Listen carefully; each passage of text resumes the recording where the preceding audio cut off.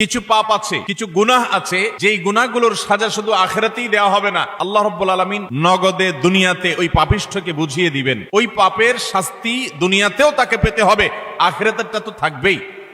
এরকম কিছু পাপ এবং অপরাধ কোরআন এবং হাদিসে বর্ণিত হয়েছে।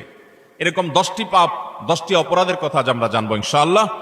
এর ভিতরে সর্বপ্রথম, যেই অপরাধ করার শাস্তি শুধু আখিরাতে দেওয়া হবে না, আখিরাতের শাস্তি তো দেওয়া হবেই, দুনিয়াতেই আল্লাহ তাআলা ওই অপরাধীকে এই অপরাধের শাস্তি দিবেন, দিয়ে ছাড়বেন।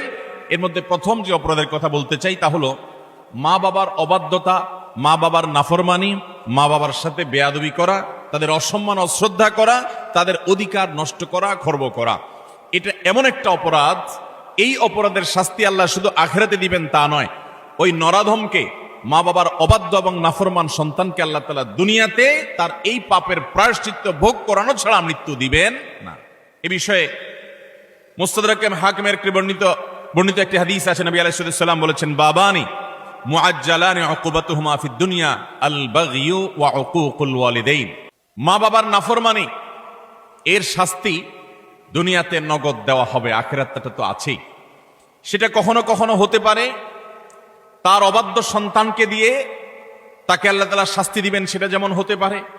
আবার এমনও হতে পারে তার সন্তান নেই, কিংবা সন্তানরা অবাধ্য না, আল্লাহ তাআলা তাকে অন্যভাবে অপমান অপদস্থ করে, লাঞ্ছনা দিয়ে, কষ্ট দিয়ে, তার থেকে নেয়ামত ছিনিয়ে নিয়ে কোনো না কোনো ভাবে আল্লাহ তাআলা তাকে শাস্তি দিবেনই দিবেন। তবে হ্যাঁ, যেই কোনো অপরাধের পর যদি কোনো মানুষ আল্লাহর কাছে তওবায়ে নাসুহা করে, খাঁটি অন্তরে তওবা করে, লজ্জিত হয়, মাপ চায়, ফিরে আসে, তার কথা ভিন্ন, আল্লাহ তাআলা তাকে মাফ করবেন। কারোর যদি বাবা মা দুনিয়াতে বেঁচে থাকেন আর বাবা মার প্রতি তার কখনো অশ্রদ্ধা হয়, অসম্মান হয়, বেয়াদবি হয়, তাহলে সেটার প্রায়শ্চিত্ত হলো বাবা মার কাছে মাপ চাওয়া, চোখের পানি ফেলে দিয়ে।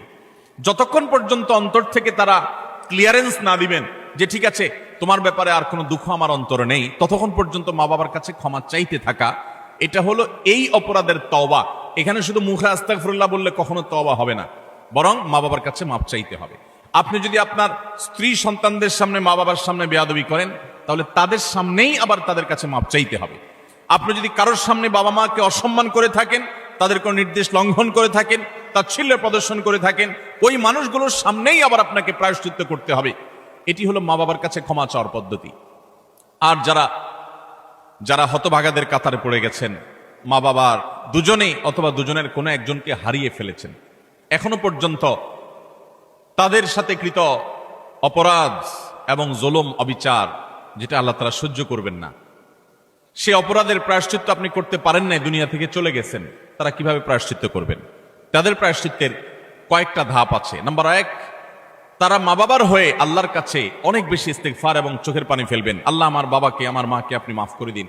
নামাজ পড়ে পড়ে ভোর রাতে তাহাজ্জুদের সময়, জুমার দিন মাগরিবের আগে, আসরের পরে সূর্যাস্ত যাওয়ার সময়, গুরুত্বপূর্ণ দোয়া কবুলের কিছু সময় আছে, এই সময়গুলোতে হাত তুলে আল্লাহর কাছে চোখের পানি ফেলে মাপ চাইবেন। আল্লাহ, আমার বাবার প্রতি আমি অনেক